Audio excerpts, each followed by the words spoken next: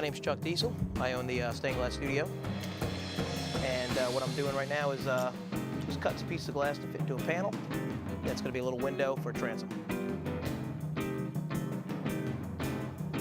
Just testing out the fit and working out the bugs if there are any in the panel, which there usually are. But that's what the joy of this thing is. It's all a big puzzle, is doing this. I wanted a bathroom window. So I came in here about, 9 years ago and looked around, saw some things I liked, but decided to take the class myself. So I learned from Yvonne Reed, who used to own the shop, and took the classes, and that was it. Then just fell in love with it and kept working on it, and never wanted to stop since then. Worked on it constantly for 9 years, bought the shop about 4 years ago from them, and haven't stopped since. Just love it. We're totally custom. So if somebody comes in, some people have an idea, some people don't. They will, if they have an idea to start with, we'll start working with them and, flesh it out. Some people come in with I want this. Some people come in, I have this idea and I want to add to it. Some people they're a blank slate. They have nothing. So we have loads of books to look through. You can take pieces of this design from this, put it in this with that design, come up with a cohesive design you like, and we hand draw here everything. So everything is drawn, just like these guys up here. These are windows that are getting ready. Somebody's coming in to check them today, make sure they like the design and go with them. Everything's hand drawn. She came in with an idea that she liked. She had to, take pictures of a window in South Carolina. She wanted them a little embellished. That's what we did. We added the fleur-de-lis because obviously right now fleur-de-lis are very popular. So we drew it out. She's coming in today to okay it. This one here, this is one where the guy came in and knew exactly what he wanted. He had gotten this online, but it needed to fit his opening, so we drew it to size, scaled it down a little bit, made the fleur-de-lis a little bit bigger, and that's what it ended up being.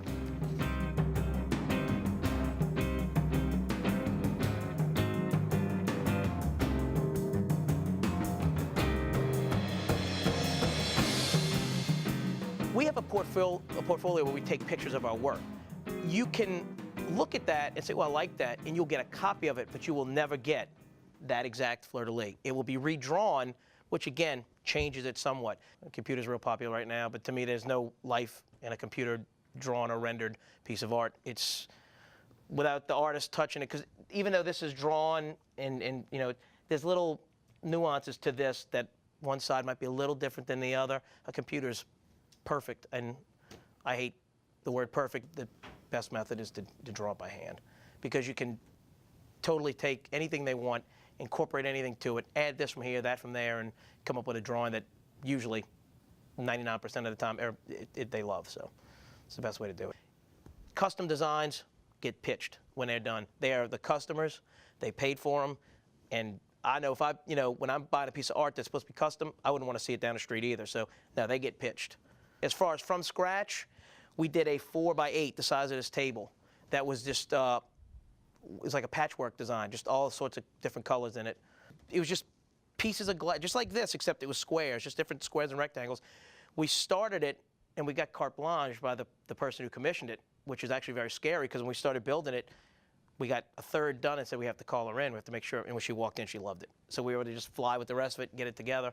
Everybody's design is different, anything is possible. Anything you want to do can be done in glass. You got to have the imagination to run with.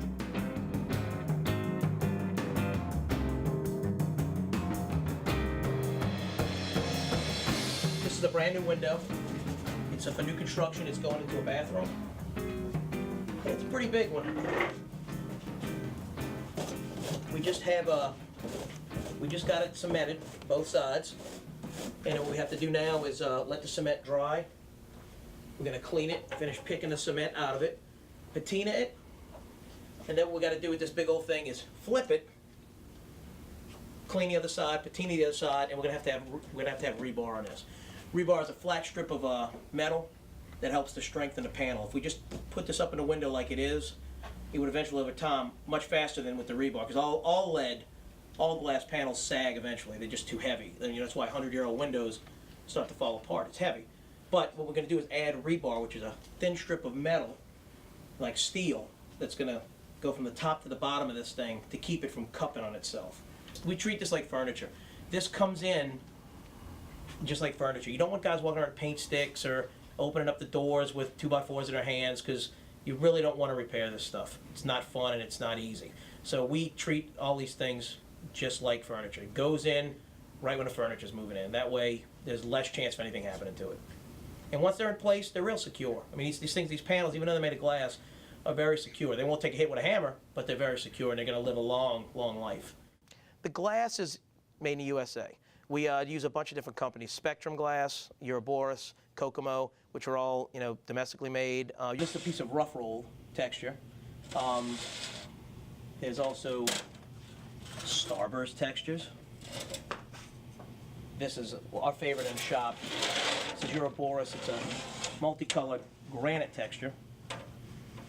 Right there. And here's a glue chip. Everybody has seen glue chip at some point in their life. That's a champagne glue chip. There's like 60 different textures of glass, and there's about, in this shop, there's about 480 different colors and clear textures. Oh, there's everything. There's everything. This is Kokomo Granite Cat's Paw. Kokomo 111 Granite Cat's Paw. And every time this sheet comes in, it's going to look different. Every time. There's no guaranteeing it's going to be the same, be the same mix of colors, but how it's together, nobody knows. It is totally different every time. Here's a Ripple Clear, iodized Ripple Clear.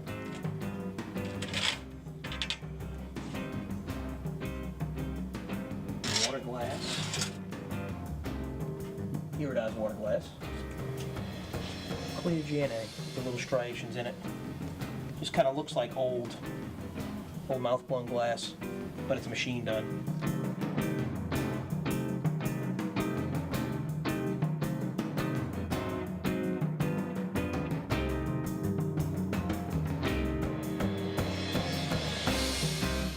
These panels came in, they had a bunch of broken pieces in it. A lot of the lead was missing or cracked, or the solder joints will break sometimes. The cement, after the panels are old, the cement will actually break down and break out and start to come off the panel. So we had to fix any broken pieces, re-lead any of the lead that was missing, and repack cement both sides. So now they're good as new and sitting there waiting for them to come pick them up. This is the cartoon we're doing now. I'm going to get this done, probably start it this weekend and start rolling on it. This is a very modern design. We run from traditional to modern. Everything runs through here. But when she came in with a sandblasted design. But we said, well, we can't do that, but we can do it in glass and zinc. So we said, well, let's give us a couple days, let us work on it, and we did a mock-up of it to show what it looked like, and what we came up with is this. And she fell in love with it. This little guy was the start of this whole two long panels here. So this guy here was just to show her what it was going to look like, and then when she fell in love with it, we went ahead and drew the whole thing out. So it's going to be, these two long ones are going to end up looking like this.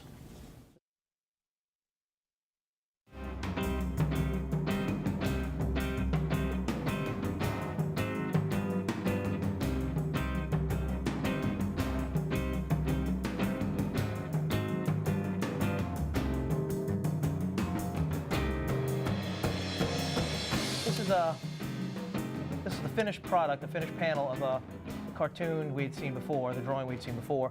This is a pretty modern design. We get all kinds in here. This one is going to go into a very modern house, a lot of chrome, a lot of stainless, so she does not want it patinaed. So that means that basically what we have to do is take steel wool and just rub all the metal down to get it nice and shiny.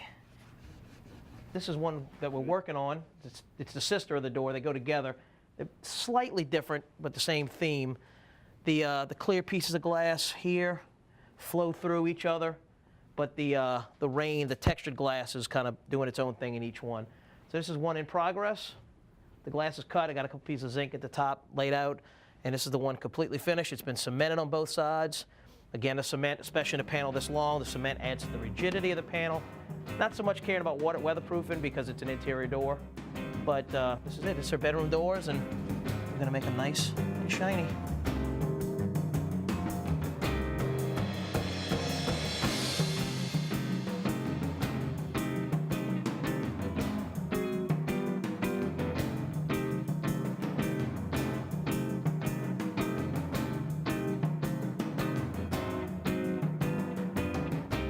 Last time we were here, I was cutting out the glass for these transoms that I'm working on, and today I'm going to solder it, lead it and solder it, put it together, and complete one of them.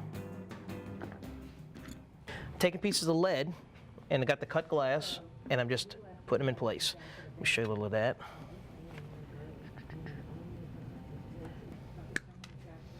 Do some cutting. Double check some measurements.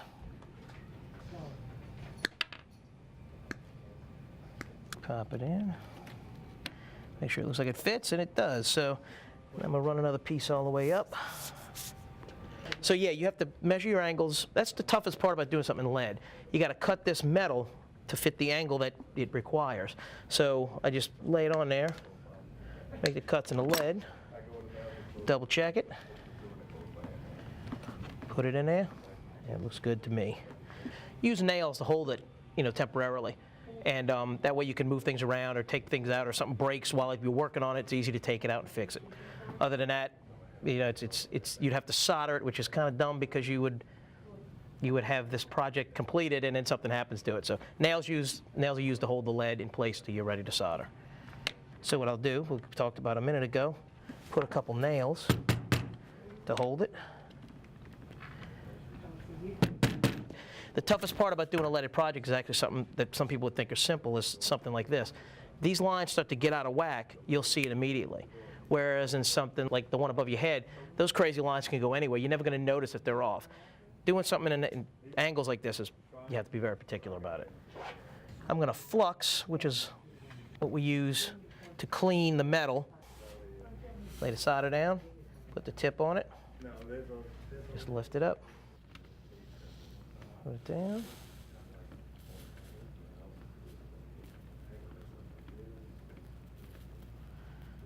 Put it down. So after this is finished, when you have all this together, what we do is cement it, which is where we use it's like a linseed-based cement. It's a disgusting process that's filthy dirty. But what it does is you pack all the cement underneath all the cane, and what it does is when it hardens, it weatherproofs. And it also adds rigidity to the panel to make the panel a little stiffer.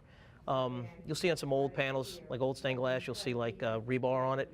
Very rarely do we need rebar on anything anymore. The lead's a lot stronger today. So, the cement does enough strengthening that you don't even need to worry about doing a rebar.